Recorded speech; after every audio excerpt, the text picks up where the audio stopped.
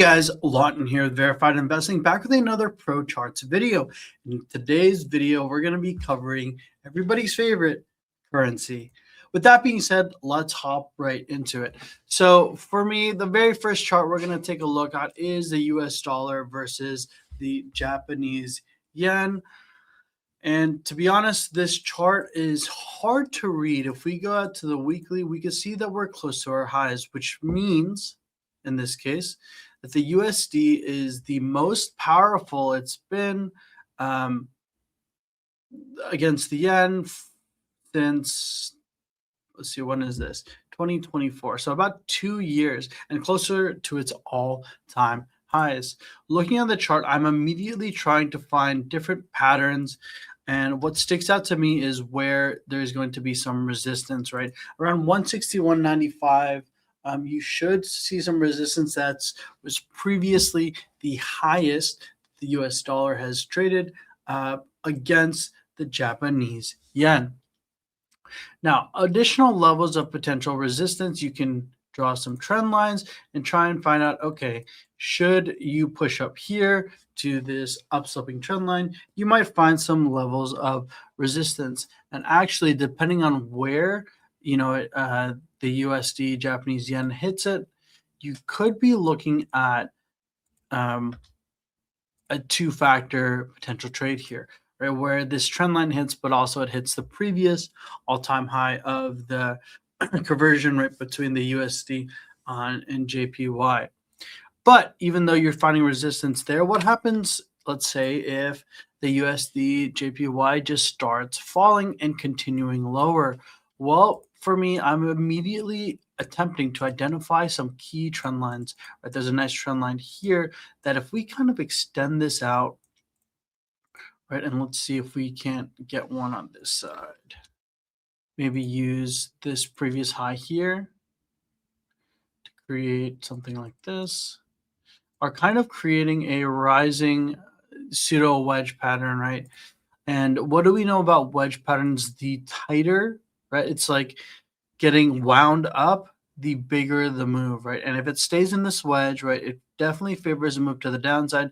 Maybe it retraces, but then you're expecting a significant move lower than you can potentially bet that it's going to come down somewhere in this region, right?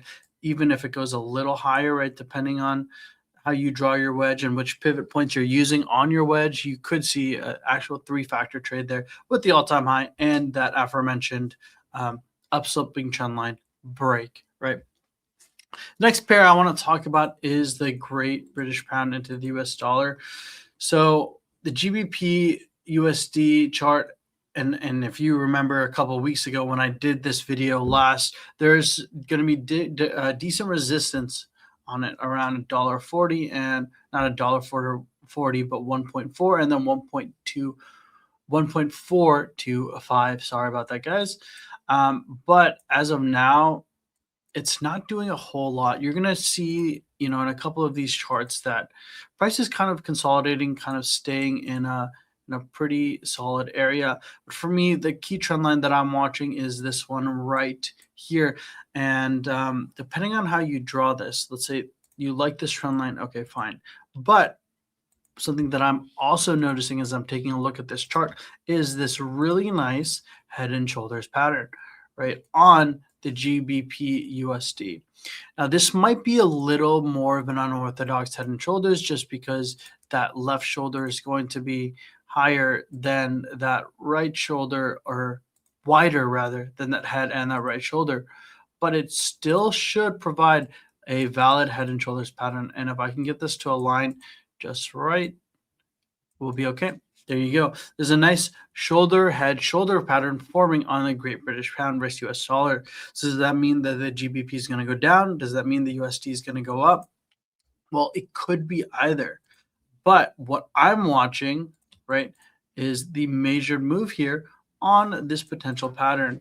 So this pattern, should it break, has a measured move down to about 1.25, right? So 0.24, 1.25, somewhere in this region, and that makes sense, right? The reason that makes sense is because if you look back, there's tons historically tons of consolidation and trading around that level. You can see around here, there's some decent chop around that level. And then once you finally, let me get rid of this, once you finally came down right in 2022 and then rebounded, where was the resistance? Right along that same 125 region, right? That previous support became resistance. Same thing here. Look at all the kind of price action around this, right? Around this level. So not only is this going to be a key measured move for this head and shoulders pattern with the larger left shoulder, but there should be a lot of historical support there due to previous price action. And if we break that, that support then becomes resistance. A couple more charts for you guys. The Euro USD. So these are my same exact charts from last time. And if you'll notice, the head and shoulders pattern, the inverse head and shoulders pattern, rather, that I talked about did not play out. It actually continued lower. But does that mean that this is not valid? Does this mean that it's not going to happen? Well, no, this pattern is actually still in play. The right shoulder is still taking a longer time to form. And it's important to note that patterns, as opposed to stocks, cryptocurrency for sure, commodities, charts on currencies move differently. They move significantly slower, right? Unless there's some massive, massive news. But you can see over the course of, weeks that this pair traded was in a 1.25% spread from top to bottom.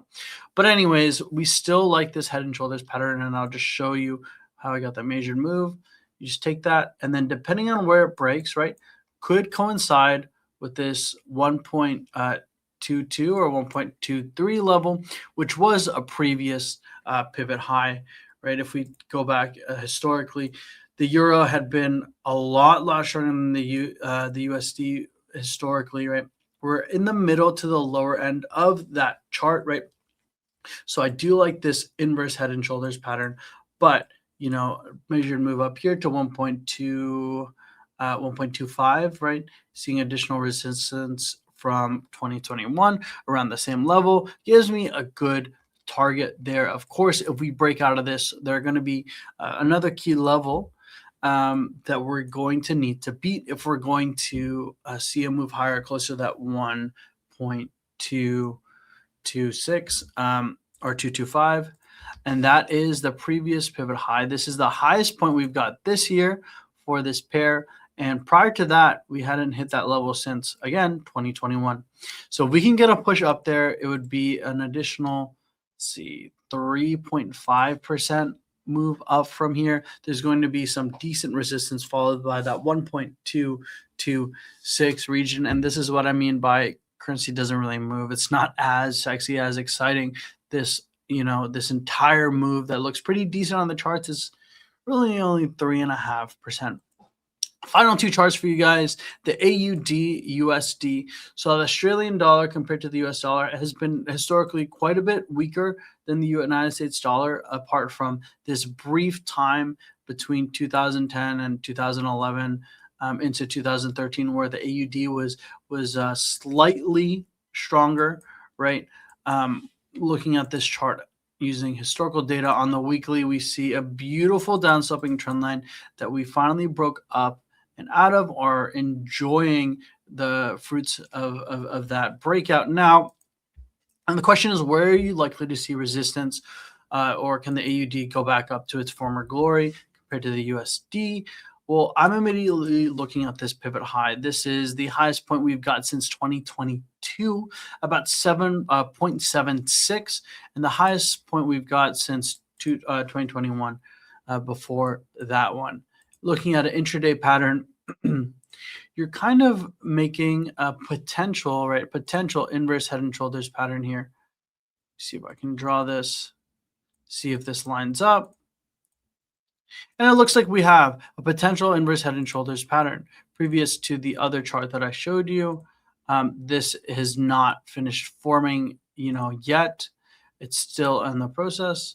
However, should this come out and break, you're likely to see that move higher. Let's just do a quick measured move, just to see. And depending on where you break out of this, look at that, guys, perfectly to that high pivot here from the 31st of March of 2022. So some good, potential two-factor trade there for double resistance. But we need to see this break. It doesn't matter what it does, as long as it breaks. But if it doesn't break, then it's not going to play out. Final pair we're going to talk about is the USD CNY. So the USD has been struggling against the Chinese dollar, significantly since the basically Liberation Day lows. Should we continue a bit lower? I have a couple levels of key support I'm watching. First off, pivot low here, lowest point in 2020, lowest point since February 2023, and then a small pivot lower, slightly lower than that. I generally don't cover this chart, but just thought I'd throw that in. That would be a move down about 0.8 and 1.1%. All right, guys. With that being said, I hope you guys enjoyed this video. Again, my name is Lawton Ho here with Verified Investing. Hope you have a wonderful weekend, guys, and stay safe out there in these crazy markets. I'll see you guys next time. Bye-bye.